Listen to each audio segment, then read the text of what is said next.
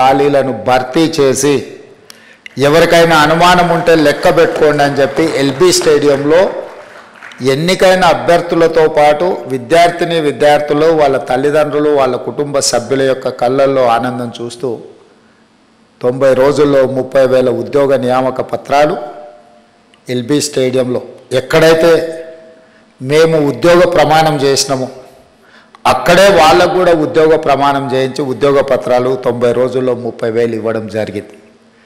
దీన్ని బట్టి తెలంగాణ నిరుద్యోగ యువత ఈ ప్రభుత్వం యొక్క ప్రాధాన్యత ఏందో అర్థం చేసుకోవాల్సిన అవసరం ఉన్నది. అదేవిధంగా మీకు అందరికీ తెలుసు, తెలంగాణ రాష్ట్రం ఏర్పడిన తర్వాత 10 సంవత్సరాలలో ఇచ్చిన ఏ నోటిఫికేషన్ కూడా ఇచ్చిన సమయానికి పరీక్షలు నిర్వహించిన సందర్భమే లేదు.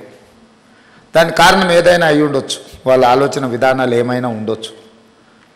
కానీ తీరని నష్టం, యుక్త వయసులో ఉజ్వల భవిష్యత్తును ఆలోచన చేసి కోచింగ్ సెంటర్లలో తిరుగుతూ మధ్యతరగతి దిగువ తరగతి కుటుంబాలు తల్లిదండ్రులు కష్టపడి రూపాయి జమ చేసి ఇక్కడికి పంపిస్తే అమీర్పేట్ చౌరస్తాలను, దిల్సుఖ్ నగర్లను, అశోక్ నగర్లను వివిధ కోచింగ్ సెంటర్ల చుట్టూతో తిరుగుతూ సంవత్సరాల కొద్ది పరీక్షలు వాయిదా పడుతూ సంవత్సరాల తర్వాత పరీక్షలు నిర్వహిస్తే ఫలితాలు వచ్చే లోపల మీరు కష్టపడి చదివిన పరీక్షా కేంద్రాల్లో మీకు ఇచ్చిన ప్రశ్నపత్రాలు అంతకంటే ముందే జిరాక్స్ సెంటర్లలో పల్లి బఠానీల్లాగా అమ్మినప్పుడు ఆ విద్యార్థుల యొక్క బాధ, భావోద్వేగం మేము కళ్ళతో చూసినాం, అర్థం చేసుకున్నాం.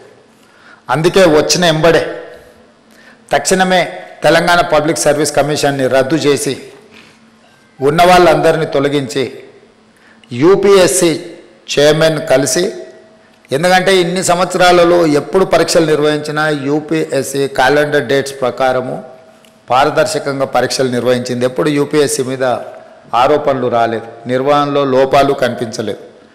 అందుకే తెలంగాణ రాష్ట్ర ప్రభుత్వం ముఖ్యమంత్రిగా నేనే స్వయంగా యూపీఎస్సీ చైర్మన్ వాళ్ళ ఆఫీస్కి వెళ్ళి కలిసి అక్కడ మన అధికారులందరినీ, చీఫ్ సెక్రటరీ గారితో సహా అందరినీ తీసుకెళ్ళి అక్కడ అధికారులతో సంప్రదించి తెలంగాణ పబ్లిక్ సర్వీస్ కమిషన్ను కూడా కంప్లీట్గా పునర్వ్యవస్థీకరించి యూపీఎస్సీ తరహాలో మార్పులు చేసి ఎంబడే నోటిఫికేషన్స్ ఇచ్చినాం. ఆ నోటిఫికేషన్లో భాగంగా గ్రూప్ 1 ప్రిలిమ్స్ కంప్లీట్ చేసినాం, మెయిన్స్కి ఇప్పుడు ప్రిపేర్ అవుతున్నారు. నిన్నటి నుంచి డిఎస్సి పరీక్షలు నిర్వహించడం 11,000 పై పోస్టుల వాటి పరీక్షలు నిర్వహణ మొదలైంది. Group 2 and group 3 November and డిసెంబర్లో పరీక్షలు నిర్వహించడానికి పిల్లలు సహేతుకమైన ఆలోచనతో గ్రూప్ 2 అండ్ 3 సిలబస్ సేమ్ ఉంటుంది.